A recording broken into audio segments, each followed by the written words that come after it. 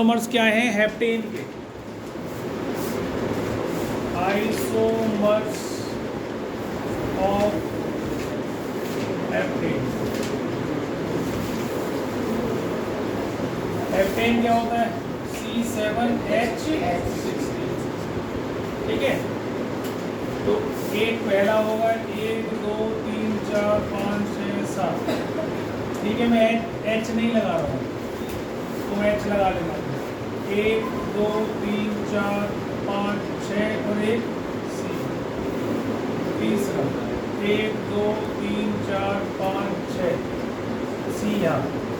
ठीक है, अगले वाले में अब इसको अगर मैं इधर करूँगा तो इधर से काउंटिंग शुरू हो जाएगी, तो सेम हो जाएगा। ठीक है, तो इसमें और कोई चीज़ नहीं आएगी, बस ये यहाँ लग सकता है, ये यहाँ लग सकता है। अगर यहाँ सरकाऊँगा, अब इसमें और कुछ नहीं आएगा, एक सिंगल चेन बस यही होगा। दूसरे पे या तीसरे पे इधर ले जाऊँगा तो इधर से काउंटिंग हो जाएगी, इसलिए अब 5 वाले पे आ गए। 5 हो गए, एक C यहाँ, एक C यहाँ, 7 हो गए। इसमें एक C यहाँ, एक C यहाँ, 5 हो गए। फिर छठे में 1 2 3 4 5, एक यहाँ C, एक यहाँ C, 6 हो गए। 1 2 3 4 5 और यहाँ C, यहाँ C, 7 हो गए। ठीक है भाई, सेकंड पोजीशन में 2 C लगा दिए, थर्ड पोजीशन में 2 C लगा दिए, 2 3 पे लगा दिए, 2 4 पे लगा दिए। बीच में 3 लगा देगा तो बेटा फिर लॉन्गेस्ट चेन ही रहेगी ना, 5 की नहीं रहेगी ना, वो फिर 4 की हो जाएगी। अगर मैं यहाँ पर एक और C लगा देता हूँ तो 1 2 3 4 5 ये हो गई ना, 5 की बन गई। लेकिन ना कुछ गलत कर दिया ना, मैंने एक एक्स्ट्रा कर दिया ना, एक यहाँ से C हटाना पड़ेगा, 7 तो चाहिए ना। कहाँ कह रहे हो? ये था अब बताओ यहाँ छठा कहाँ है?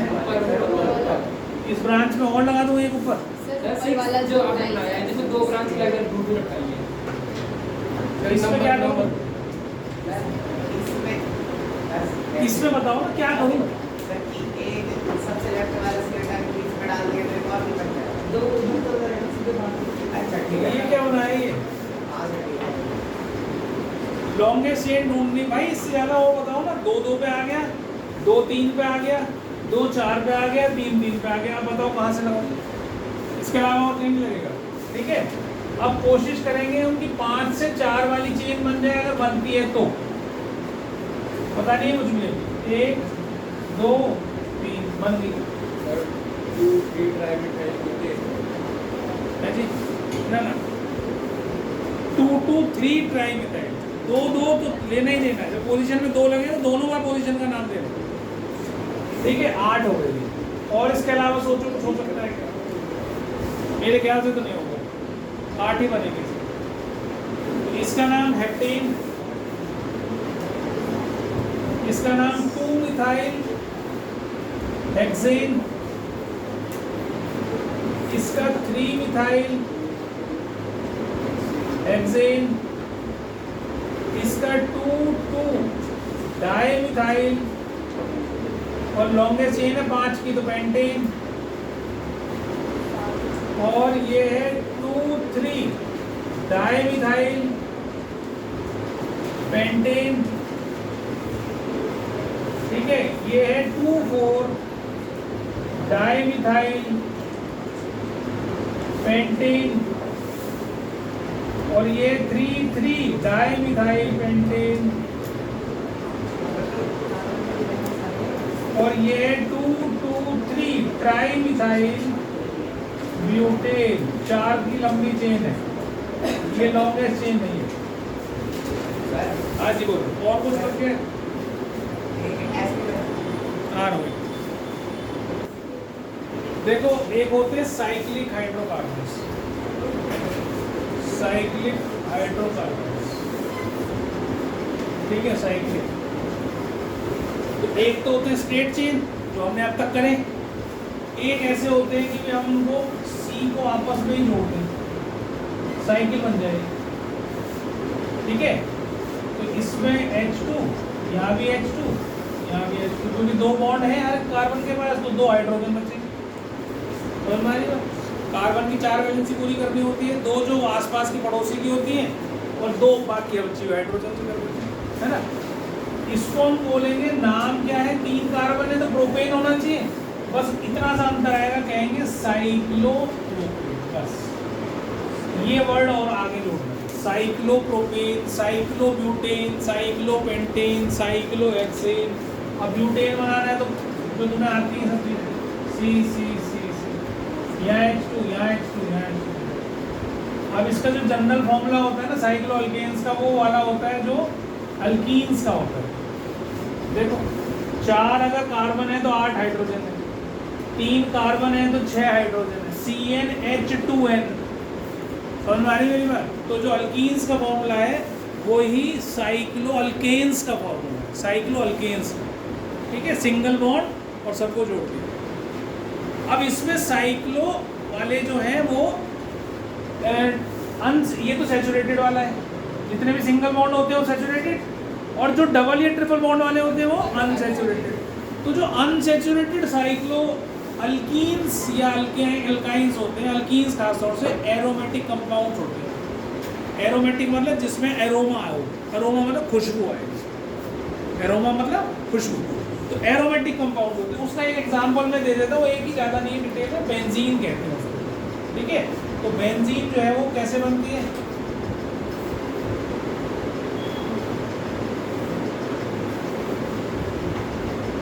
ऐसे, और एक डबल बॉन्ड ऑल्टरनेट पोजीशन पे होते हैं। यहाँ से शुरू हुआ तो एक छोड़ के डबल बॉन्ड, फिर एक छोड़ के फिर डबल बॉन्ड, या उल्टा भी हो सकता है, ऐसा भी हो सकता है,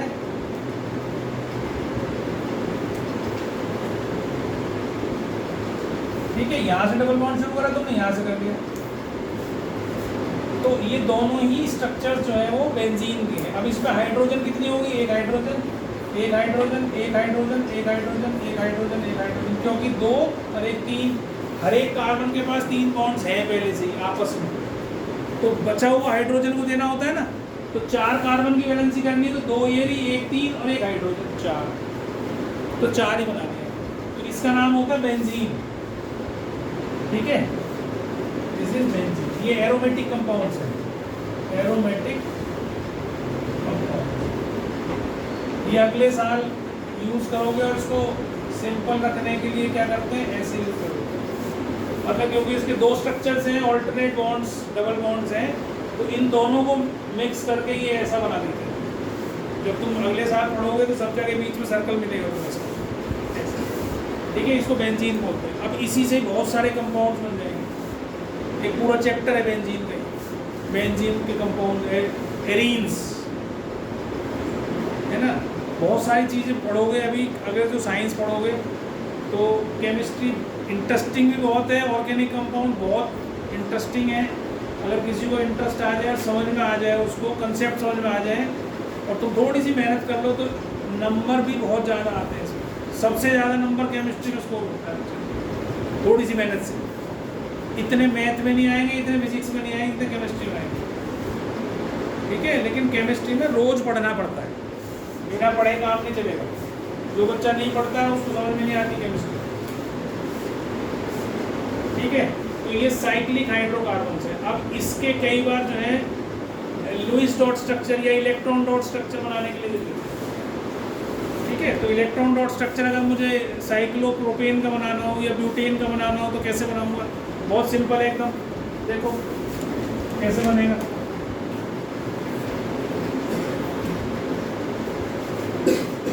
बस तुम्हें ये पता होना चाहिए कैसा उसका स्ट्रक्चर फॉर्मूला है, इलेक्ट्रॉन डॉट स्ट्रक्चर तुम्हें अपने आप समझ में आ जाएगा बहुत आसानी से। अब जैसे ये है प्रोपेन, साइक्लो प्रोपेन। अब हमें पता है कार्बन के आउटर मोस्ट शेल में 4 होते हैं, ठीक है, और ये 1 2 प्रोपेन में क्या होगा, 3 कार्बन होंगे, 1 2 जो पड़ोसी है उनके साथ एक लगा दिया, ठीक है। अब इसको कितने पूरे करने हैं अपने, इसको अपने कितने पूरे करने हैं, 2 नहीं करते, 4 है ना इसके पास, 4 है इसके पास, इसके 2 पड़ोसी हैं, ठीक है, तो ये कहाँ से पूरे करेगा? एक ये पड़ोसी, एक पड़ोसी से अभी भी 6 ही बनेगा, बाकी कौन करेगा? हाइड्रोजन देगा इसे। तो हाइड्रोजन लगा दो, एक गैस के सींग लगा दो, लग गया? इसके 2 सींग्स के लगाओ।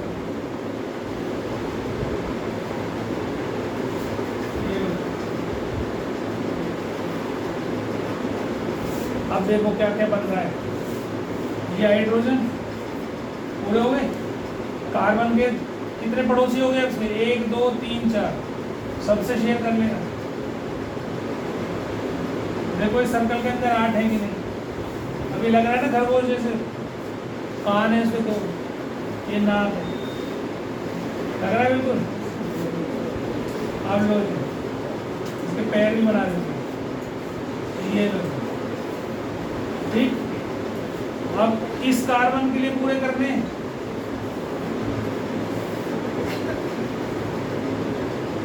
सर एक कम बनाया इसको गलत कर दिया ना मैंने, इसका बीच का बना देना है ना, ये 4 यहाँ बनाना है,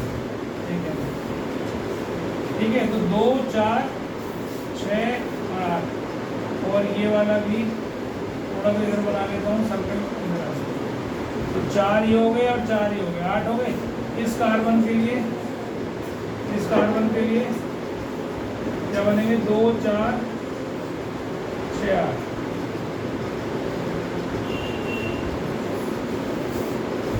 ठीक है। अब इसमें कौन सा जानवर तो दिखाई दे रहा हो? देखो कुछ गलत कर दिया क्या? तो पहले वाला कुछ गलत हो गया था, उसमें 10 आ गए थे। 2 4 6 और 8 इस सर्कल में आ गए। इस सर्कल में देखो 2 4 6 और 8 आ गए, इसमें भी 2 4 6 और 8, ठीक है। तो इस तरह से साइक्लोप्रोपेन बनेंगे, ठीक।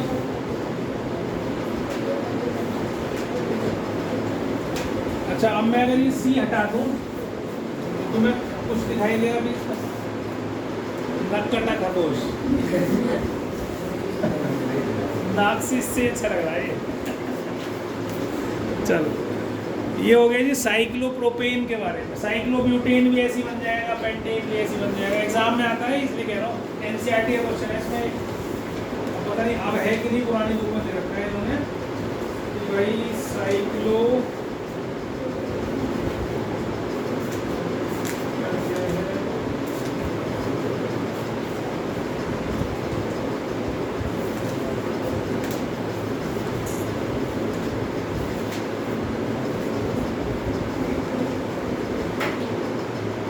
Electron dot structure of cyclopentane बोला है उसको। तो सर्कल बनाने की जरूरत नहीं होती, मैंने पहले भी आपको बताया था। जरूरी नहीं है कि वही कॉम्प्लिकेट करके सर्कल ही बना दें, डॉट डॉट लगा दोगे तो भी चल जाएगा, है ना, बिना उसके भी। साइक्लोपेंटेन कैसे बनेगा? 1 2 3 4 5, ठीक है। अब इनमें सब में बॉन्ड है, तो इसके 1 2 3 4, 1 2 3 4, 1 2 3 4, 1 2 3 4, 1 2 3 4। हाइड्रोजन 1 2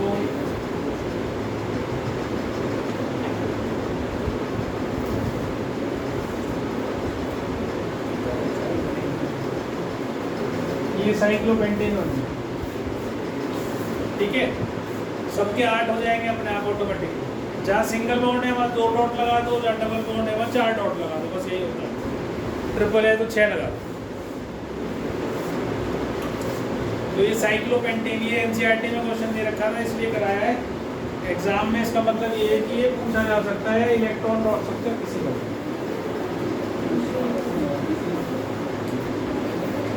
हो गया। अब देखो, कल हमने ना कार्बोक्सिलिक एसिड और अल्कोहल को जोड़ा था। जो हमारा 6th फंक्शनल ग्रुप था that was Easter, ESTER, EASTER कर देना इसको। वो क्या होता है? वो क्रिश्चियंस का त्यौहार होता है ईस्टर।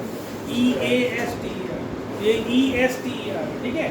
अब इसमें क्या है, जैसे मान लो मैंने कार्बोक्सिलिक एसिड लिया ये और एक अल्कोहल लिया ये, ठीक है। इसका नाम है इथेनोइक एसिड। क्यों है?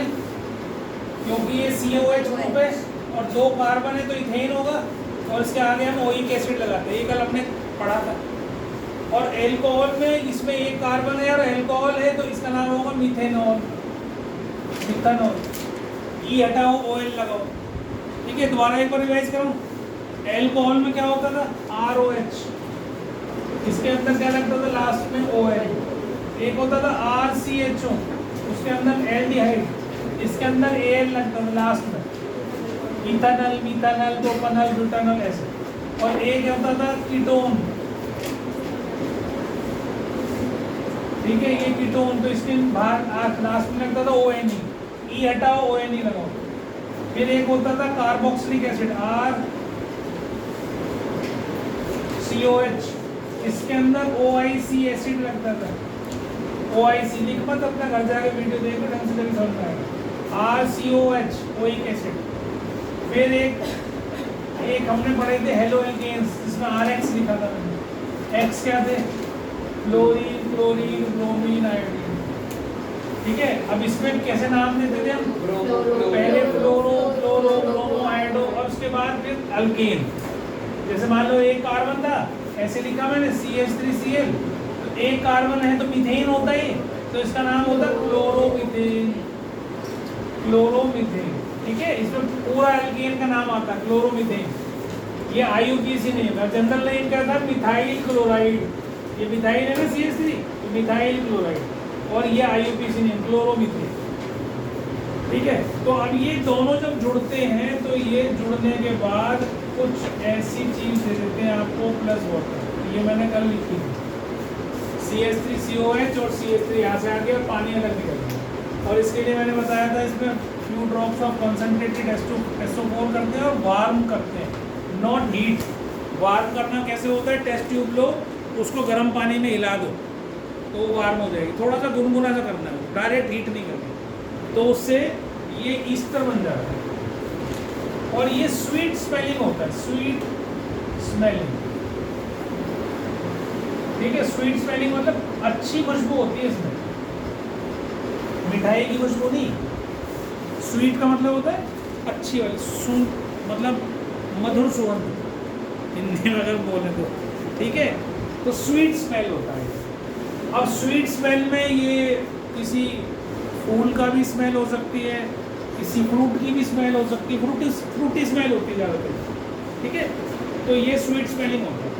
ये क्लास में तुम्हें स्कूल में शायद एक्सपेरिमेंट अगर कराया तो ये करवाएंगे, मैंने सुना है बहुत सारे स्कूल में करा देते हैं, तो पता नहीं, ब्लूबेल्स में सुना था मैंने, करा किसी बच्चे ने बताया था। तो ब्लूबेल्स का है तो तुम्हें शायद हो सकता है कराए, पता नहीं।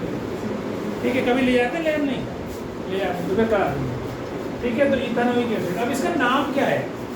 नेमिंग आपके कोर्स में तो है नहीं, लेकिन मैं करा रहा हूँ तुम्हें कि किस तरीके से इसको लिखते कैसे।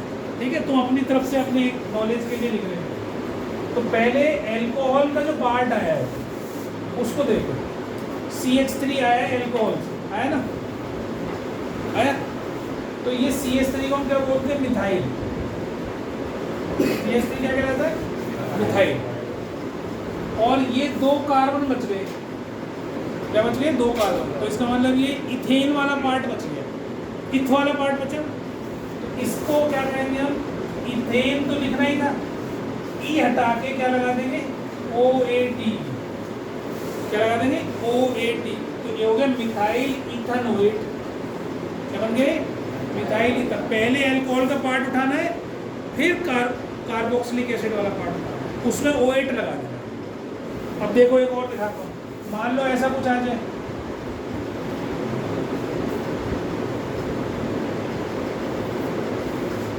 ऐसा आ गया, तो ये आगे वाला जो हिस्सा, जब भी हम ये लिखते हैं ईस्टर, तो आगे का पार्ट कार्बोक्सिलिक एसिड का, पीछे का एल्कोहल का ही होता है, लिखने का तरीका ही ऐसा। ठीक है, तो आगे का पार्ट हमारा किससे है? कार्बोक्सिलिक एसिड से। ये आया एल्कोहल से। इसका मतलब ये किससे मिलके बना है? ये किससे मिलके बना होगा? CH3CH2 COOH प्लस CH3CH2OH से बना होगा।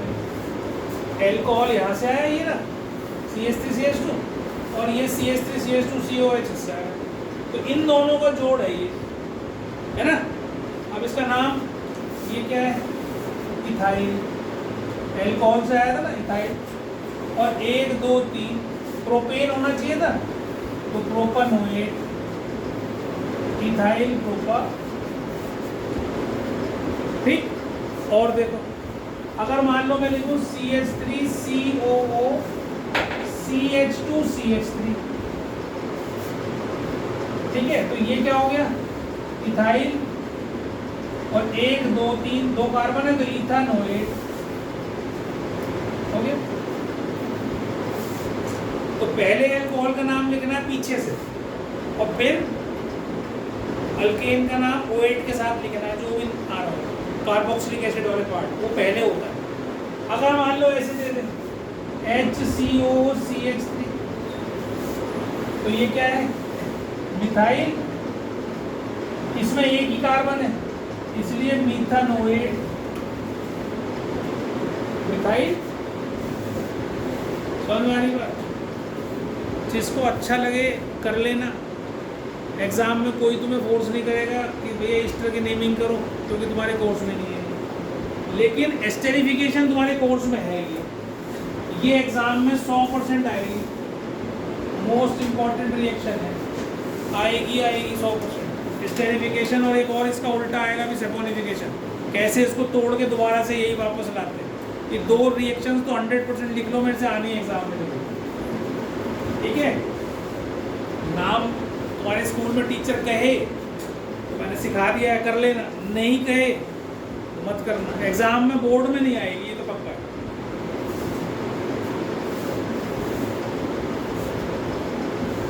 और अच्छी चीजें सीखना अच्छी बात होती है, आगे भी काम आएगी जब जबरदस्ती सीखोगे वहाँ पे, क्योंकि वहाँ तो होगी कोर्स।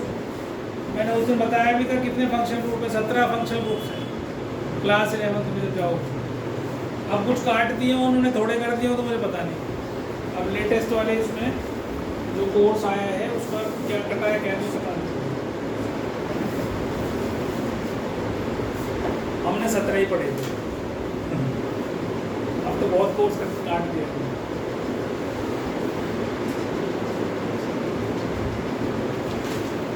ठीक है, तो ये हो गया जी आपका ईस्टर्स, एस्टेरिफिकेशन। तो एल्कोहल की एक आपने केमिकल प्रॉपर्टी भी पढ़ ली, कार्बोक्सिलिक एसिड की एक केमिकल प्रॉपर्टी भी आपने पढ़ ली। एक एक रिएक्शन ही दोनों में आएगी, यही सेम। जब एल्कोहल में आएगी तो हम कहेंगे alcohol when added with carboxylic acid gives sweet smell ester. ये सब लिखना पड़ेगा, H2SO4 वार्म वगैरह सब लिखना। तो एक रिएक्शन आपकी किसकी हो गई तैयार, एल्कोहल की। और जब कहेंगे कि कार्बोक्सिलिक एसिड में एल्कोहल डालते हैं तो भाई ईस्टर बन जाता है, तो उल्टी वही सेम चीज़ है। तो एक रिएक्शन जो मोस्ट इम्पॉर्टेंट है वो यही है। ठीक है, अब एक रिएक्शन और करा रहा हूँ जो बहुत इंपॉर्टेंट है, जिसको हम बोलते हैं सपोनिफिकेशन। ठीक है, सपोनिफिकेशन क्या है, जो ये बना है ईस्टर, इससे ये वापस लाना, वापस मंगाना।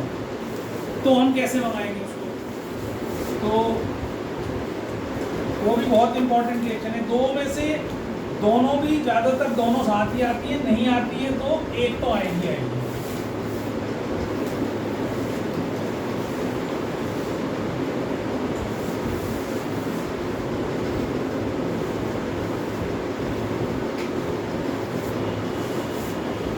ठीक है, तो सपोनिफिकेशन में क्या है भाई, अब हमने लिखा मान लो CH3COCH3, ये इस तरह, इसको हम हाइड्रोलाइज करेंगे, मतलब इसको हम NaOH से रिएक्ट करेंगे। क्या करेंगे, NaOH से रिएक्ट करेंगे। तो क्या बन जाएगा NaOH से रिएक्ट करने पर, एक तो पेरेंट एल्कोहल तो ऐसे आ जाएगा, ये और ये तो आ जाएगा पेरेंट एल्कोहल, जिससे ये बना था एल्कोहल तो निकल गया। एक आ जाएगा sodium salt of carboxylic acid, क्या आ जाएगा CH3COONA। ये इसका नाम होता है सोडियम, ये पढ़ना है हमने, ये याद करना है मुझे बता रहा हूँ। इसका नाम क्या होता है, जनरल नेम सोडियम एसीटेट। क्या होता है, सोडियम एसीटेट, ये कॉमन नेम है इसका।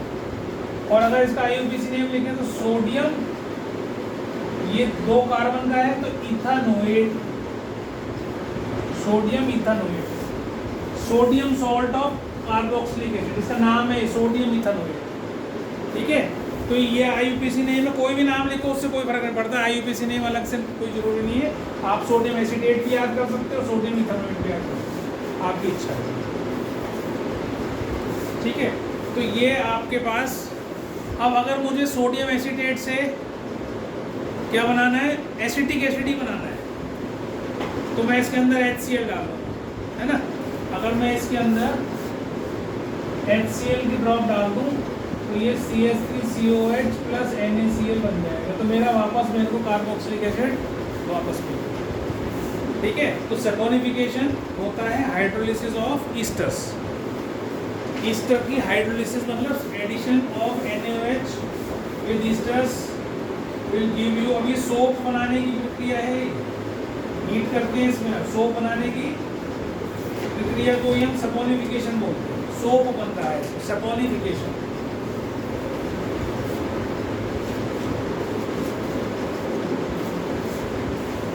ठीक है,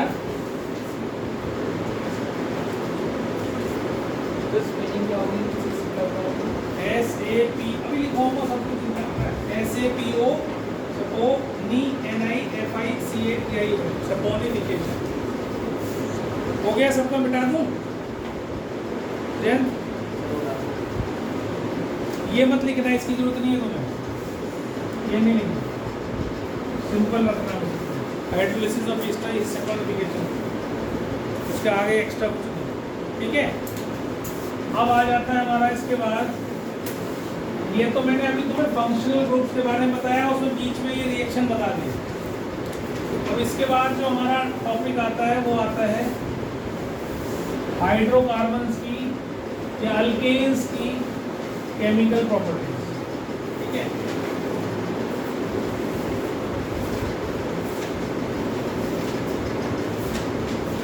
सारे फंक्शनल ग्रुप्स बता दिए मैंने, घर जाके पढ़ना। Chemical properties of carbon compound हम कर रहे हैं, chemical properties of carbon compound. ठीक है, अब देखो इसमें क्या होता है कि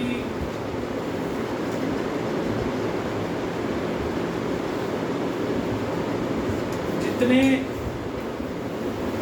जो भी हाइड्रोकार्बन सिंगल बॉन्ड वाला होता है, मतलब अल्केन होता है, अगर हम उसको जलाते हैं तो वो ब्लू फ्लेम के साथ चलता है, अगर सफिशिएंट सप्लाई ऑफ ऑक्सीजन उसको मिल रही हो।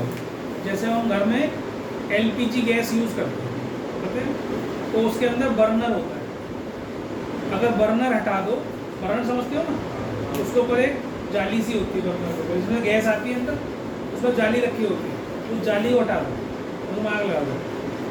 ठीक है, कुछ नहीं होता, जलोगे नहीं, ये नहीं कि बहुत सारा एकदम आ जाएगी, उतनी आएगी गैस जितनी आती है, पर येलो कलर की फ्लेम आएगी। आज करके देखना करता है। ठीक है, डरने वाली कोई चीज़ नहीं, उसमें ऐसा कुछ नहीं डरने वाली चीज़ होती। आप उस बर्नर को हटा देना, चिमटे से पकड़ना और उसको निकाल देना, जब गैस चला दो, चला के उसको हटा दो, तुम देखो येलो कलर की फ्लेम आएगी। तुम उसके अंदर ऊपर बर्नर रख दोगे तो ब्लू कलर की फ्लेम हो जाएगी। क्यों हो जाएगी? क्योंकि ऑक्सीजन की सप्लाई बढ़ जाती है, चारों तरफ से ऑक्सीजन मिल रही है। जब परफोरेशन कर देते हैं, छेद कर देते हैं, तो क्या होता है, छोटी छोटी जगह से भी छेद से ऑक्सीजन आ रही है, तो सप्लाई ऑफ ऑक्सीजन उसको, जो गैस जल रही है उसको ज़्यादा मिल रही है। ठीक है, तो ब्लू फ्लेम आती है। अब कई बार तुम देखते हो, मत हटाना, दूध गिरा देना उसको, दूध निकल जाता ना, तो दूध निकल जाता तो फ्लेम कैसे हो जाती, येलो हो जाती है, येलो कलर के कपड़े, उस पर बर्तन काले होने शुरू हो जाते। येलो फ्लेम के मतलब है उसमें धुआं निकल रहा है, छेद तुम बंद कर दो बस किसी भी तरीके से, तो वो ब्लू कलर की जगह येलो कलर की फ्लेम आनी शुरू होगी। इसका मतलब ऑक्सीजन की सप्लाई कम होगी, ऑक्सीजन सप्लाई कम होते के साथ ही वो येलो कलर की फ्लेम होगी। अभी लकड़ी जलाते हो तो तुमने देखी कि उसमें से जो है ब्लू कलर की फ्लेम आ रही है, नहीं आती। कैसी आती है? येलो कलर की फ्लेम आती है। क्यों? क्योंकि ऑक्सीजन इतनी मिल ही नहीं सकती उसको। अब उसी चीज़ को तुम ऑक्सीजन के एनवायरनमेंट में कर दो, तो तुम लकड़ी भी जलाओगे और ऑक्सीजन तुमने बाहर से भरपूर दे रखी हो, सिलेंडर लगा रखा है, ऑक्सीजन का एनवायरनमेंट बना रखा है, तो तुम देखोगे वही लकड़ी जो है ब्लू कलर की जल रही है, उसमें भी ब्लू ही आ जाएगी फ्लेम ज़्यादातर। थोड़ा पार्ट येलो का हो सकता है, लेकिन ज़्यादातर कैसे हो जाएगी? समझ में आ रही है मेरी बात? तो जितने भी अल्केन्स होते हैं वो ब्लू कलर की फ्लेम से ही चलते हैं। अगर थोड़ी सी भी सफिशिएंट, बाहर से नहीं दी हमने कुछ भी चीज़, एनवायरनमेंट में ही जला रहे हैं, लेकिन उसकी जगह अगर हम जैसे हमने लिए ब्यूटेन, ब्यूटेन होती है हमारी एलपीजी गैस। जो एलपीजी गैस होती है, जो पेट्रोलियम गैस होती है, उसको ये क्या करते हैं, प्रेशराइज कर कर सिलेंडर में भर देते हैं, लिक्विड फॉर्म में आ जाती है। तो बहुत सारी गैस लिक्विड फॉर्म में तुम्हारे एक सिलेंडर में ही इकट्ठी हो जाती है। अगर वैसे 14 किलो का या 15 किलो का सिलेंडर आता है मान लो हमारे घर में, तो 15 किलो गैस को हम इकट्ठा कहाँ करेंगे, कैसे रखेंगे, हो जाती है। तो इस क्या करते हैं, उसको प्रेशराइज करते हैं। प्रेशराइज करने से क्या होता है, वो लिक्विड स्टेट में आ जाता है। ये तुम्हें पता है सबको कि भाई इसके एटम्स दूर होते हैं, जब तुम पास लाओगे तो उसकी स्टेट बदल के लिक्विड में आ जाएगी, और ज़्यादा पास ले आओ सॉलिड हो जाएगी। ठीक है, तो ये तुम्हारे घर में जो पहुंचाते हैं वो लिक्विड फॉर्म में आते हैं। और एलपीजी के अंदर मेन कॉन्स्टिट्यूएंट जो है, जो मुख्य इसका घटक है, वो क्या है, ब्यूटेन। 80% अगर ब्यूटेन है तो बाकी गैसेस भी हैं इसमें। तो इसमें और क्या होती है, इथेन भी होती है, इसमें प्रोपेन भी होती है। अब तो तुम्हें इथेन समझ में आ गई, फिर जिसमें 2 कार्बन अल्केन का है वो इथेन, वो भी गैस है ना। प्रोपेन वो भी गैस है, ब्यूटेन वो भी गैस है, पेंटेन वो भी गैस है। जैसे जैसे हम ऊपर की तरफ जाते जाते हैं, मतलब कि मॉलिक्यूलर मास बढ़ता जाता है। मॉलिक्यूलर मास समझते हो, मॉलिक्यूलर मास क्या होता है, CH4। कार्बन का जो एटॉमिक मास है वो क्या होता है, पढ़ा है, 12 होता है। तो 12 और 4 16, 12 होता है। एटॉमिक नंबर क्या होता है, 6। तो एटॉमिक मास लगभग उसका डबल होता है, लगभग, वो एग्जैक्ट नहीं होता। तो 12 इसका और 4 इसका, तो 16 एटॉमिक मास यूनिट होगी। तो इसमें कितना, इसका मॉलिक्यूलर मास है 16। ठीक है, तो जितना ज़्यादा ये बढ़ता जाएगा, मतलब जितने कार्बन और हाइड्रोजन का एटम्स आते जाएंगे, उतनी ही ज़्यादा फिर इसकी स्टेट चेंज होती है, लिक्विड बन जाएगी। और बहुत आगे जाके हो सकता है, मेरे को एग्जैक्टली याद नहीं पता, कोई होगा जरूर कंपाउंड, उसमें सॉलिड भी बनेगा। ठीक है, तो ये हमारी वो है गैस। इसके अंदर इथेन भी है, इसके अंदर प्रोपेन भी है, लेकिन ज़्यादा ब्यूटेन है। ऐसे ही मैंने एक बताया था तुम्हें, CNG, कंप्रेस्ड नेचुरल गैस। इसके अंदर ज़्यादा क्या होता है, मीथेन। मार्शी एरियाज में या मार्श गैस भी बोलते हैं इसको। मार्शी मतलब जहाँ दलदल वाली जगह होती है, वहाँ ये मीथेन निकलती है। ठीक है, तो इस मीथेन गैस से को भी हम प्रेशराइज करके सिलेंडर भर देते हैं, हमारी गाड़ियाँ चल जाती हैं। और जब हम गोबर गैस बनाते हैं ना, बायोमास से बायोफ्यूल बनाते हैं, तो हमारे यहाँ गोबर गैस इसलिए कहा जाता है क्योंकि गोबर हमारा ज़्यादातर गांव में बनता है। जितना भी हमारा सिस्टम है पूरा, ये गोबर गैस प्लांट ये गोबर से ही चलता है। क्यों चलता है, क्योंकि गांव में जानवर होते हैं बहुत सारे, भैंस गाय, उनके गोबर को इस्तेमाल करते हैं। और नहीं तो जितने भी बायोफ्यूल है, बायोमास है। बायोमास क्या होता है, जो पेड़ पौधों का बचा हुआ, जो तुम्हारी सब्जियों के छिलके, पेड़ के पत्ते, ये सब बायोमास में आता है। ठीक है, मरा हुआ कोई जानवर हो तो भी दब जाता है नीचे, तो उसमें भी गैस बनती है ना। शुरू में वो दब गया नीचे, तो गैस सबसे पहले जब तुम उसकी ड्रिलिंग करोगे तो गैस निकलती है, फिर उसके अंदर से कुछ और भी चीज़ निकलती है, लिक्विड फॉर्म में जो भी निकलता है। पेट्रोल में भी ऐसे ही होता है, जब जहाँ पेट्रोल निकलता है, पेट्रोलियम निकलता है, वहाँ ऊपर पहले गैस होती है, तो पेट्रोलियम गैस होती है। वो पेट्रोलियम गैस ही है LPG तुम्हारे पास आ गई। ठीक है, तो जहाँ बन गया उसके ऊपर हिस्से में पहले बहुत गैस होती है, तो पहले उसको निकालते रहते हैं, बहुत सालों तक तो वही चलती है। हमारे देश में अपनी कोई चीज़ नहीं है ऐसी, कम है, मतलब है तो सही थोड़ी है, लेकिन बाहर से हमारे देश में बहुत गैस आती है। रशिया से भी आती है, ईरान से भी आती है, तो पाइपलाइन डाली हुई उन्होंने वहाँ से यहाँ तक इंडिया, तो वहाँ से गैस आती है, क्योंकि हम लार्जेस्ट इम्पोर्टर्स हैं फ्यूल के। सबसे ज़्यादा इस्तेमाल कर हम, या फिर चाइना, पॉपुलेशन सबसे ज़्यादा ही रहती है पूरे वर्ल्ड में। अगर 800 करोड़ की पॉपुलेशन रह रही है, तो 300 करोड़ से ज़्यादा तो हमारे देश में रह रही। दो देश पूरा वर्ल्ड इकट्ठा करते हैं, उसके बराबर 300 करोड़ से ज़्यादा है। 150 करोड़ तो हमारे यहाँ है, 150 करोड़ चाइना में, 300 करोड़। ठीक है, तो ऑस्ट्रेलिया है तो कितना बड़ा है, मैप पे देखा ना कितना बड़ा ऑस्ट्रेलिया है, उसकी पॉपुलेशन 2 करोड़, 2 करोड़। हर साल कितने बच्चे पैदा होते हैं, हर साल एक ऑस्ट्रेलिया। ठीक, अब इसमें कुछ बात नहीं ना, पॉपुलेशन है तो बढ़ेगी वो, तो उसका कोई इलाज नहीं। तो जितनी भी यूरोपियन कंट्रीज हैं वहाँ पर पॉपुलेशन कम है, रिसोर्सेज ज़्यादा हैं, इसीलिए उनका लाइफस्टाइल अच्छा है। भाई लोग ही नहीं रहने वाले, कितना ही बड़ा घर बना लो जगह ही जगह। अब यहाँ पर 1 गज जमीन खरीदने जाओ 2 लाख रुपये देने पड़ते हैं, है ना। वहाँ पे सस्ती है प्रॉपर्टी सारी, वहाँ जाके यहाँ वाले लोग जो है वो 1000 2-2000 गज के मकानों में रह रहे हैं, सस्ती है। ठीक है, लेकिन ऐसा नहीं है कि वहाँ सारे अमीर हैं, भिखारी वहाँ भी हैं, गरीब वहाँ भी हैं। हर जगह एक ही स्थिति है, कोई अलग नहीं है। ये नहीं है कि यूएस से चले गए तो भाई यूएस से जो है वर्ल्ड नंबर 1 की इकॉनमी है, वहाँ भी भिखारी बैठे हैं, झुग्गी वहाँ भी है, झुग्गी लोग नहीं है वहाँ वो। और अब तो बढ़ रही है धीरे धीरे, घट भी नहीं। चाइना में तो इतनी गरीबी है जिसकी हद नहीं है, इंडिया में तो पता ही, हर चौराहे पर पहुँचते के साथ रुकते के साथ ही खटखट कर देते हैं, लाओ देते कुछ। तो इसलिए बहुत बुरी हालत है। समझ में आ गई? तो ये ब्यूटेन मीथेन समझ में आ गया। अब इसकी केमिकल प्रॉपर्टीज में अल्केन्स की में सबसे पहला आता है हमारा कंबस्चन। अगर हम अल्केन्स को जलाते हैं तो क्या बनता है, अल्कीन्स को जलाते हैं तो क्या बनता है, अल्काइंस को जलाते हैं तो क्या बनता है, और उनमें डिफरेंस कैसे पता चलता है, ये इंपॉर्टेंट है। जैसे ही मीथेन है, इसको मैंने ऑक्सीजन की प्रेजेंस में कंबस्ट किया, कंबस्चन किया मैंने, हीट नहीं कर रहा, कंबस्ट कर रहा हूँ, तो CO2 + H2O बनेगा, प्लस एनर्जी निकलेगी in the form of heat and light.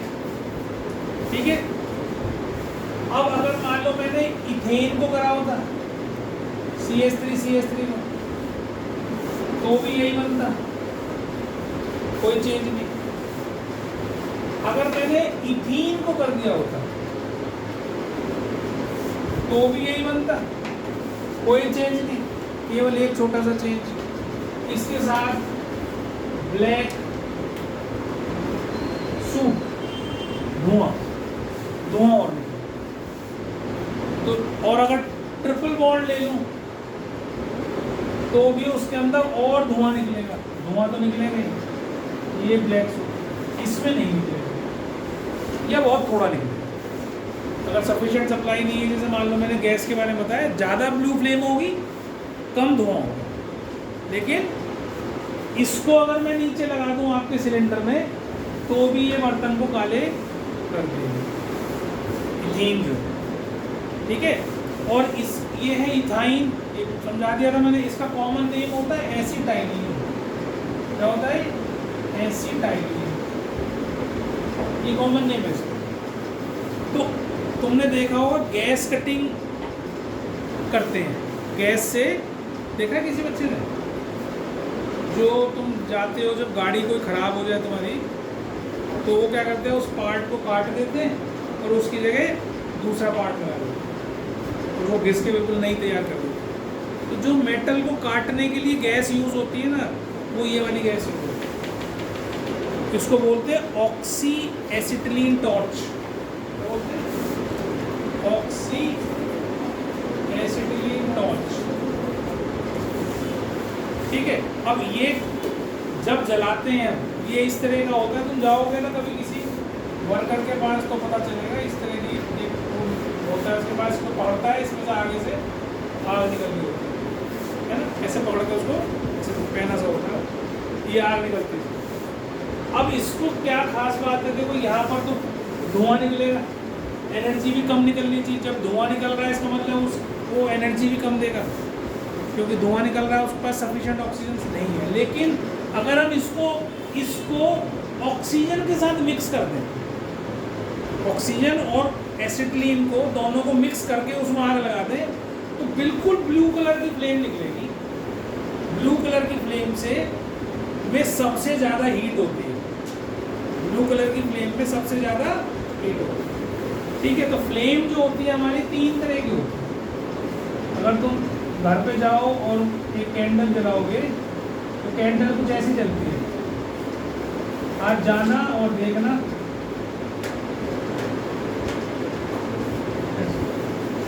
तो जो बाहर की लेयर होती है वो ब्लू कलर की होती है, बहुत थिन सी होती है वो। आज घर पे जाके मोमबत्ती जला के देखना, ठीक है। और ये जो है वो येलो कलर की होती है और अंदर वाली सबसे छोटी वाली ब्लैक कलर की। अंधेरा करना, अंधेरा करके ये आज मोमबत्ती जला के देख। किसी घर मोमबत्ती ना हो तो मेरे से ले जाना, बहुत सारी रखी है ना, छोटी छोटी वो बर्थडे केक के साथ आती है, ठीक है। तो ये करके देखना घर पे जाके, ठीक है। अब जो ब्लू फ्लेम है वो हॉटेस्ट होती है, येलो उससे कम होती है और ब्लैक उससे भी कम होती है ना। ब्लैक बहुत छोटा सा काला सा हिस्सा दिखेगा तो मैं जब फ्लेम को देखोगे, अंधेरे में देखो जब भी दिखेगा, ये ऐसे नहीं दिखेगा, लाइट में देख लोगे तो नहीं दिखाई देगा। और ब्लू बिल्कुल पतला सा होगा बाहर का। क्यों होगा ब्लू पतला सा? क्योंकि ऑक्सीजन अंदर तो घुस नहीं पा रही उसकी, जिस सरफेस से टच है वो ब्लू कलर आ गया, जहाँ ऑक्सीजन जितनी जल सकती है, बाकी येलो कलर की फ्लेम। अच्छा अब एक और बताओ बात, जो येलो कलर की फ्लेम है, जब मोमबत्ती जलाते हो तो यहाँ अगर एक मोमबत्ती जला दो, कैंडल जला दो, तो कमरे में दिखना शुरू हो जाएगा सारा, ये नहीं दिखता, दिख जाएगा। छोटी सी मोमबत्ती जला दी, अरे पढ़ने को थोड़ी बोल रहा हूँ, ये तो पता चलेगा कोई आदमी आ रहा है ना। अब यहीं पे ही कोने में मैंने एक अपना गैस बर्नर रखा है, उसकी फ्लेम जला दी तो कमरे में रोशनी नहीं होती। ये भी करके देखना, ये भी करके देखना है जाके कि अगर हम गैस की स्टोव को अंधेरे में जलाते हैं, रात में ही कहूँगी सब चीज़ें रात में करना है, तो अगर उसको हम जलाते हैं अंधेरे में तुम्हें रोशनी नहीं दिखती ब्लू कलर की फ्लेम में, और येलो कलर की छोटी सी मोमबत्ती कैंडल जो है वो भी रोशनी कर देती है। इतना दिख जाता है कि कौन कौन आ रहा है, कौन लगा, खूब दिखेगा साफ, छोटी सी मोमबत्ती से। ऐसा क्यों होता है? सोचा ही नहीं। हाँ तो क्यों करती है? फैक्ट नहीं है, मैं बता रहा हूँ। नहीं मैं बता रहा हूँ क्या होता। ये धुआं जो है ना, धुआं इसकी वजह से करती है। तो ये जब धुआं उड़ता है तो ये क्या है? धुआं है क्या? Unburned carbon particles. क्या है ये? जो अधजले कार्बन के पार्टिकल्स पूरे नहीं जल पाए, अगर मैं इसको ऑक्सीजन दे के पूरी फुल जला दूँ उसको, तो धुआं राख भी नहीं बचेगी, राख भी नहीं बचेगी। लेकिन अगर मैं ऑक्सीजन की सप्लाई कम कर देता हूँ तो राख बचती है ना। तो देखिए टाइम 11:30 बजे देखी जा रही है, घड़ी की तरफ मत देखा, वो उतार के रख दूँगा, पर्दा लगा दूँगा गोल का बना दूँगा, ठीक है। तो अगर ब्लैक कलर, सॉरी क्या कह रहा हूँ, दो अनबर्न्ड पार्टिकल्स हैं कार्बन के, तो वो क्या करते हैं, लाइट उनके ऊपर पड़ती है और उसको रिफ्लेक्ट करते हैं। Unburned carbon particles reflect the light, तो इसलिए वो क्या हो जाती है, येलो फ्लेम ल्यूमिनस हो जाती है। ल्यूमिनस मतलब चमकीली, चमक देती है। तो that is due to unburned carbon particle. जो भी लाइट तुम्हें दिखती है येलो फ्लेम में, जो ल्यूमिनोसिटी है उसकी, ल्यूमिनस नेचर है उसका, वो that is due to this काला धुआं। इस काले धुएं की वजह से तुम्हें दिखता है, ठीक है। और इसी को हम काजल बना के आंखों में लगाते हैं, काजल इसी का बनता है ना। बस मोबिल ऑयल का नहीं बनता, इसका बनता है वो सरसों के तेल का या तिल के तेल का। तो बहुत घरों में, हमारे घरों में शुरू से ही दिवाली पे काजल बनाया जाता है। दिवाली में रात को दीपक जलाते हैं, उसके ऊपर बर्तन रख देते हैं, तो सुबह को वो सारा का सारा काला इकट्ठा हो जाता है, उसमें सरसों का तेल मिलाते हैं, आँखों में लगाते हैं, आँखें बढ़िया। डॉक्टर मना करते हैं आजकल, पर शुरू से हमारी तो आँखों में बचपन से यही लगाया मम्मी ने। अब नहीं लगाते हैं, लेकिन पहले लगाते थे। अब तो हर आदमी को शर्म आती है, वो क्या लगा रहे हैं, लेकिन पहले सब लगाते थे। रात को तो लगाते ही थे, सुबह धो लेते थे, ठीक है। अभी भी काजल का यूज़ होता है हमारे देश में, बहुत काजल का। और आँखों की बीमारी के लिए और भी तरीके से काजल का यूज़ करते हैं। नीम का तेल, नीम की होता है रस, उसमें रुई को भिगो लेते हैं, सुखा लेते हैं, और फिर उसको जलाते हैं सरसों के तेल में, और उससे जो धुआं इकट्ठा होता है उसमें नीम के गुण भी आ जाते हैं। तो आंखों में जिसको कोई परेशानी हो, पानी आ रहा हो या कोई इन्फेक्शन हो, वो ठीक हो जाए। तो ऐसे बहुत पुराने चीज़ें हैं जो लोग यूज़ करते थे पुराने। पहले इतनी दवाइयाँ नहीं थी ना, पहले दवाई नहीं थी, तो नेचर से ही वो लोग ढूंढते थे भाई कुछ मिल जाए हमें। तो इसी रिसर्च से ही उन्होंने हमें आयुर्वेद दिया है। आयुर्वेद बहुत अच्छी चीज़ है, और आयुर्वेद केवल दवाइयाँ नहीं है, जीवन जीने की पद्धति शैली है। कैसे जीना चाहिए, क्या खाना चाहिए, किस टाइम खाना चाहिए, किस ऋतु में क्या खाना चाहिए, किस सीजन में क्या खाना चाहिए, सब कुछ बताता है आयुर्वेद। इससे अच्छा सिस्टम कोई नहीं है। इतनी रिसर्च किसी सिस्टम में नहीं है, ना एलोपैथी में, ना होम्योपैथी में, ना किसी में भी नहीं। इसमें तुम्हें हर छोटी छोटी, दही के साथ ये नहीं खाना बेटा, मम्मी बताती रही रात को दही नहीं खाना बेटा, रात अब उल्टा ही हो रहा सब कुछ। देख सीख रहा है, ये बीमार लोग हैं, बीमार हुआ। और ठीक है। तो अब अगर इसको मैं ऑक्सीजन की सप्लाई कर दूं सफिशिएंट, तो ये फ्लेम भी कैसी हो जाएगी, ब्लू हो जाएगी, ये अब येलो नहीं रहेगी। और येलो फ्लेम में, वो ब्लू फ्लेम में सबसे ज़्यादा गर्मी होती है, इसीलिए मेटल को काटने का काम करती है वो ऑक्सी एसिटिलीन टॉर्च। मेटल को नॉर्मल तरीके से थोड़ी काट सकते हो तुम, तो बहुत शार्प उसमें से फ्लेम निकलती है और बिल्कुल ब्लू कलर की होती है, वो काट देगी। ठीक, जितना ज़्यादा इन, देखो ये बॉन्ड्स है ना, इन बॉन्ड्स को ब्रेक करने के लिए तुम्हें बाहर से ऑक्सीजन की सप्लाई करके उसमें आग लगानी पड़ेगी। तो ये बॉन्ड जब टूटेंगे, तो जितने ज़्यादा बॉन्ड टूटेंगे उतनी ही एनर्जी रिलीज करेंगे। बस शर्त ये है कि ऑक्सीजन सप्लाई सफिशिएंट होनी चाहिए। अगर सफिशिएंट नहीं है तो फिर धुआं ही धुआं होगा। ठीक है, गाड़ियों में से धुआं क्यों निकलता है, क्योंकि वहाँ भी पूरी तरीके से ऑक्सीजन नहीं मिलती है। जितनी दे सकते हैं मैक्सिमम कोशिश करते हैं, नहीं तो वो धुएं के फॉर्म में बाहर आती है। ब्लैक सूट आता है ना, बाहर निकल के काला धुआं निकलता है, वो बाहर फैल जाता है, तुम्हारी लंग्स में जमता है। अगर हम दिल्ली एनसीआर के लोगों के लंग्स का एक्सरे करें तो तुम देखोगे बहुत लोगों के फेफड़े काले मिलेंगे। और वही चीज़ तुम कहीं पहाड़ों में चले जाओ, जम्मू कश्मीर चले जाओ, कश्मीर में चले जाओ, हिमाचल में चले जाओ, जहाँ बहुत ज़्यादा पॉल्यूशन ना, ऊंचाई पे बैठे, उनके जो लंग्स है बिल्कुल साफ मिलेंगे, क्लियर। तो ये धुआं ही तो है, काला धुआं जम जाता है। और हर साल पूरे वर्ल्ड में पॉल्यूशन की वजह से कितने लोग मरते हैं, अंदाजा लगाओ। 80 लाख आदमी मरता है हर साल।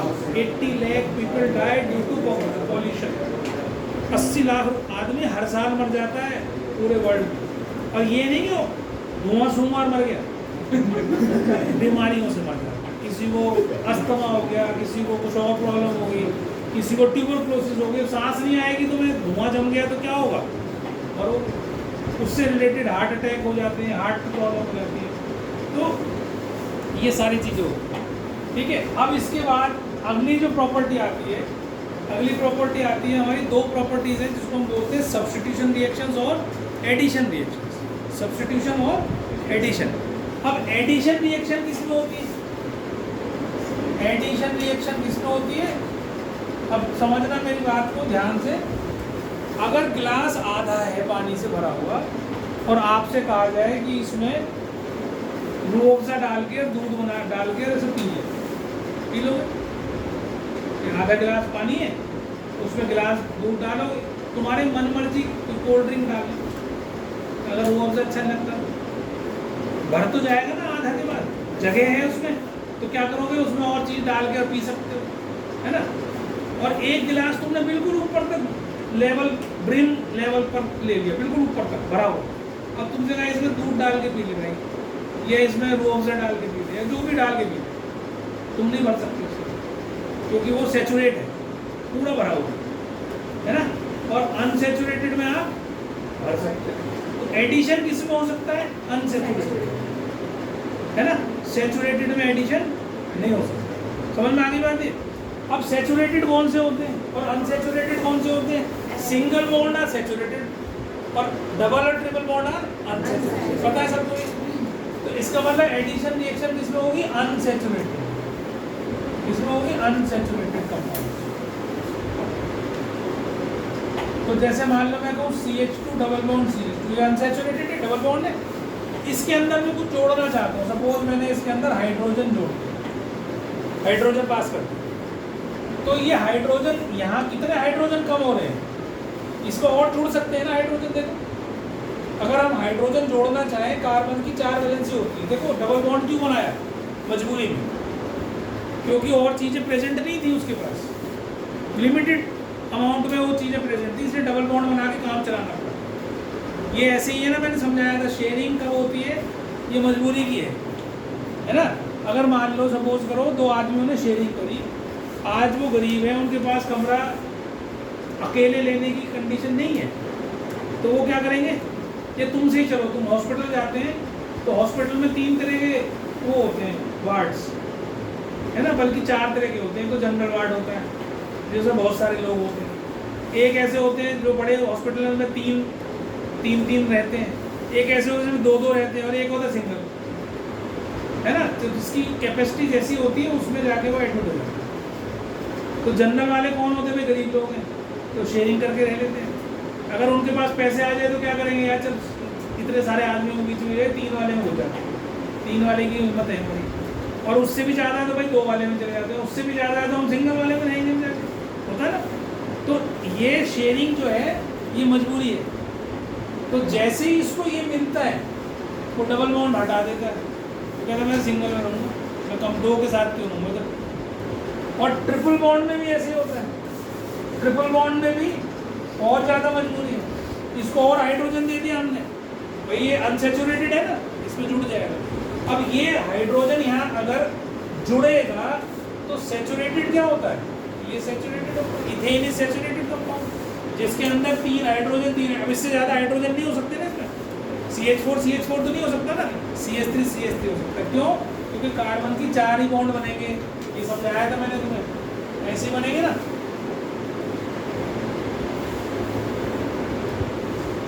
कार्बन के आउटर मोस्ट शेल में कितने होते हैं, 4। तो 1 2 3 4 बॉन्ड से ज़्यादा कार्बन नहीं बना सकता, है ना। तो यहाँ पर CH3 मैक्सिमम है, ये सेचुरेटेड है, इससे ज़्यादा और कुछ ऐड इसमें नहीं हो सकता। पर इससे अगर कम है तो उसमें जुड़ सकता है। अब ये क्या बन जाएगा, ये यही बन जाएगा CH3 जुड़ गया।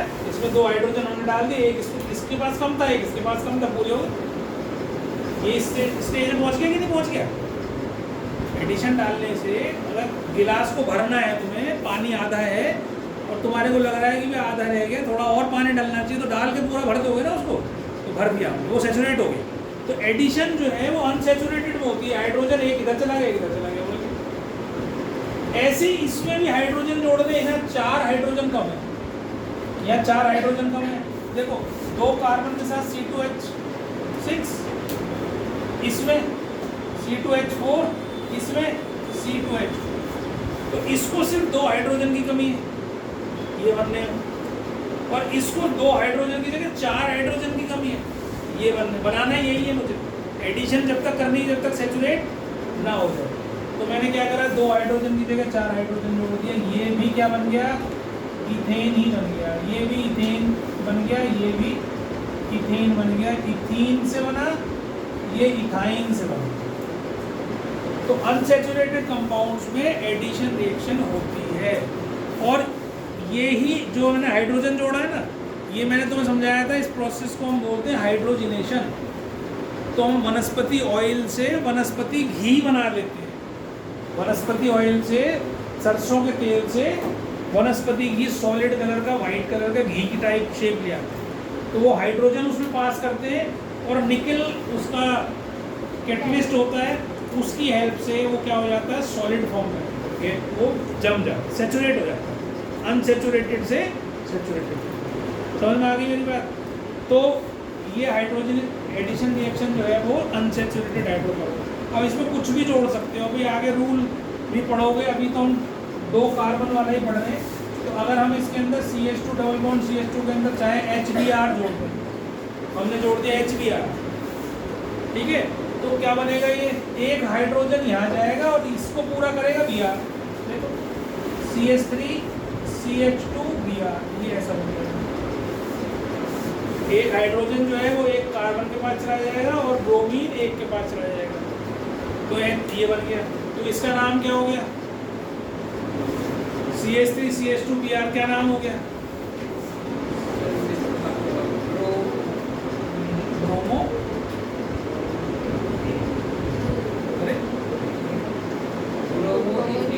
ब्रोमो इथेन, तुझे भी नहीं आया तो बोलती क्यों नहीं बोलती? ब्रोमो इथेन, तेरी वजह से ही करा रहा हूँ ये कार्बन कंपाउंड, और किसी में नहीं आ रहा। अब तू ही बोल नहीं रही, पढ़ भी नहीं रही।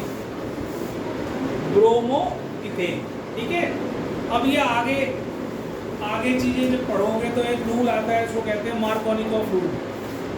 अगले साल पढ़ोगे मार्कोनिकॉफ रूल। अगर मान लो ज़्यादा कार्बन हो, डबल बॉन्ड कहाँ है, तो ये Br किसके साथ जुड़ेगा? हाइड्रोजन के साथ जुड़ेगा, वो सिखाया जाता है। अभी तो डबल बॉन्ड है तो एक हाइड्रोजन यहाँ जोड़ दिया, एक Br यहाँ जोड़ दिया, दो ही कार्बन थे। लेकिन दो से ज़्यादा कार्बन हो और डबल बॉन्ड आपके जो है फर्स्ट पोजीशन पे ना हो, सेकंड पोजीशन पे हो, थर्ड पोजीशन पे हो, तो हम Br किसके साथ जोड़ेंगे? हाइड्रोजन के साथ जोड़ेंगे। वो मार्कोनिकॉफ रूल में सिखाया जाता है।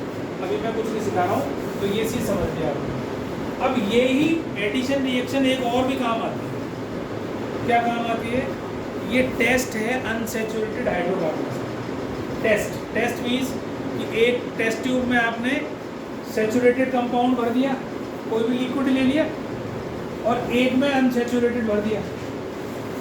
टेस्ट ट्यूब में लिक्विड फॉर्म में एक में अनसैचुरेटेड, एक में सैचुरेटेड भर दिया। अब ब्रोमीन जो है ना वो रेडिश ब्राउन कलर की होती है ना। ब्रोमीन का कलर क्या होता है? Reddish brown. अब जब तुम उसमें ब्रोमीन डालोगे, अगर वो अनसैचुरेटेड हुई तो ब्रोमीन का कलर गायब हो जाएगा, कलरलेस। ब्रोमीन कब अपने रेडिश ब्राउन कलर की है? जब वो ब्रोमीन है। अगर वो ब्रोमीन नहीं है, किसी और के साथ जुड़ गई, तो उसका अपना नेचर खत्म। ठीक है ना। नमक है, नमक जब ही है जब NaCl है। अगर मैंने NaCl को Na को अलग कर दिया, Cl को दे दिया, तो Cl सूंघ भी नहीं पाओगे और सोडियम खा भी नहीं पाओगे। समझ में आ रही है मेरी बात? तो इसलिए जब उनके बॉन्ड बनते हैं तो बॉन्ड बनने से उनका कैरेक्टरिस्टिक, उनका नेचर बदल जाता है। तो ब्रोमीन का जब बॉन्ड टूटा तो वो अपनी ब्रोमीन अब टूटेगा कब? कब टूटेगा? जब ये जुड़ जाएगी किसी और से, है ना। मान लो सपोज करो, ध्यान से समझना इसको भी। इसमें मान लो मैंने ब्रोमीन करी है, तो इसके पास एक हाइड्रोजन की कमी थी ना, इसके पास एक हाइड्रोजन की, तो इसको क्या करेगा? ब्रोमीन। इसकी वैलेंसी भी एक ही होती है ना, और हाइड्रोजन की वैलेंसी भी एक ही होती है। तो क्या करेगा? CH2, यहाँ सिंगल बॉन्ड बन जाएगा, एक Br यहाँ, एक Br। भाई ये तो दो हाइड्रोजन थे ना, तो कार्बन के चारों तो 4 बॉन्ड हो गए। तो क्लोरीन, ब्रोमीन, आयोडीन जो है वो 17 ग्रुप के मेंबर हैं, तो उनकी वैलेंसी सबकी क्या है? 1। तो हाइड्रोजन की भी बनी होती है, क्लोरीन की भी बनी होती है, ब्रोमीन की भी बनी होती है, तो ये भी हाइड्रोजन की तरह ही ऐड हो जाते हैं। अब जब ये इसमें जुड़ गए तो ब्रोमीन थोड़ी रह गया फिर, अब तो ये किसी और के साथ बॉन्ड बना लिया इसने। अब ब्रोमीन का नेचर खत्म, समझ में आ रही? ब्रोमीन का नेचर खत्म हो गया। अब ये बन गया यहाँ जुड़ के कुछ और, तो कलरलेस, इसका जो रेडिश ब्राउन कलर था it disappears. Colour of bromine disappears in unsaturated hydrocarbons. अगर मान लो ये होता तो क्या होता? तो ये 2 स्टेप में जाता। पहले ये तो थे हाइड्रोजन हाइड्रोजन, एक Br यहाँ जुड़ता, डबल बॉन्ड में कन्वर्ट होता है ना। एक Br जुड़ा, अभी ब्रोमीन और पड़ी हुई है इसमें, तो अगले स्टेप में क्या होगा? ब्रोमीन जब होगी तो एक हाइड्रोजन, गलत कर दिया ना मैंने, एक H था, एक ही H था ना, ठीक है, एक H था, एक Br जोड़ दिया मैंने, एक डबल बॉन्ड बन गए, 2 बन गए ना, पहले 3 यहीं थे और एक यहाँ था, ऐसा था, ऐसे समझो, ऐसे था ना। अब यहाँ से एक बॉन्ड ब्रेक हुआ, कहाँ पहुँच गया? Br के साथ डबल बॉन्ड हो गया। अब क्या हुआ? अगला हाइड्रोजन तो सेम ही रह गए, ये तो यही है, एक Br जो पहले वाले हैं वो भी यही है, और ये हाइड्रोजन, एक Br और एक्स्ट्रा यहाँ जुड़ गया, एक Br, तो कार्बन सैचुरेट हो गया, कार्बन की 4 वैलेंसी बन गई। समझ में आ रही मेरी बात? तो जब ट्रिपल बॉन्ड हो या डबल बॉन्ड हो तो ब्रोमीन ऐड करने से वो उसमें जुड़ जाता है और अपना कलर खत्म कर देता है। ठीक है, समझ में आ रही मेरी बात? या उड़ गई ऊपर से? जब तक नहीं पढ़ोगे जब तक समझ में नहीं आएगी, फिर बोल रहा हूँ, ठीक है। तो ये नाम क्या होगा इनका, इसका नाम क्या होगा, इसका नाम होगा 1,2-डाइब्रोमो, क्योंकि दो ब्रोमीन जो होंगे ना, कौन कौन सी पोजीशन में, फर्स्ट पे और सेकंड पे, तो 1,2-डाइब्रोमो इथेन, 1,2-डाइब्रोमो, समझ में आ गया। और ये 1,1,2,2 टेट्रा ब्रोमो इथेन। ये टेस्ट है सैचुरेटेड और अनसैचुरेटेड। अब सैचुरेटेड अगर होता ये होता और इसमें बी आर जोड़ूं, भाई जगह नहीं मेरे पास, मुझे नहीं चाहिए तेरा कुछ भी, कोई चेंज नहीं होगा। Bromine will remain bromine, reddish brown colour की रहेगी। No colour will change when there is a single bond या सैचुरेटेड कंपाउंड। ब्रोमीन उसमें ऐड नहीं हो सकती, कमी है उसके अंदर, ये भैया भरा पड़ा हूँ मैं, तो मेरे पास और कहाँ रखने की जगह नहीं है ना। और इसमें रखने की जगह थी तो जुड़ दी, इसमें और ज़्यादा थी तो और जुड़ दी। तो सिंगल डबल ट्रिपल बॉन्ड, तो डबल और ट्रिपल बॉन्ड में एडिशन रिएक्शन होती है, सिंगल बॉन्ड में एडिशन रिएक्शन नहीं होती। अच्छे से याद करो, ठीक। बस आज इतना ही करेंगे।